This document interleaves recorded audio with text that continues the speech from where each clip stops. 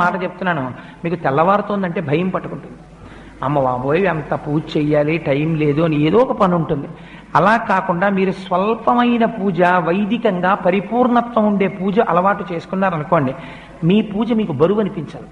మీరు హాయిగా పూజ చేసుకుని వచ్చేస్తారు. ఒక్కరోజు మీరు ఎంచుకోండి, ఏదో ఒక రోజు నేను ఒక శనివారం నాడు ఇలా పూజ చేసుకుంటాను, లేదు ఒక సోమవారం నాడు చేస్తూ ఉంటాను, లేదు ఒక ఆదివారం నాడు చేస్తాను. ఆ రోజు నియమం పెట్టేసుకోండి, నేను ఈ రోజు విశేషార్చన చేస్తాను అని నియమం పెట్టుకుంటే ఒకే ఒక్కరోజు, ఆ ఒక్కరోజు చేయడానికి మీ మనస్సు ఉరకలు వేస్తుంది. ఇవాళ నేను విశేషార్చన చేస్తాను అని అదే పూజ ఎక్స్పాండ్ అవుతుందంతే. అదే పూజా విధానం, కొత్తగా మీరేం చేయక్కర్లే. కానీ అలా ఎలా పెరుగుతుందో మీకు ఎక్కడికక్కడ చూపిస్తూ ఉపచారములు మనం చేస్తాం శాస్త్రంలో. అవి మీ మనస్సుని తీసుకెళ్లి భగవంతుడి దగ్గర నిలబెట్టడం కోసమని ఉపయోగించాలి.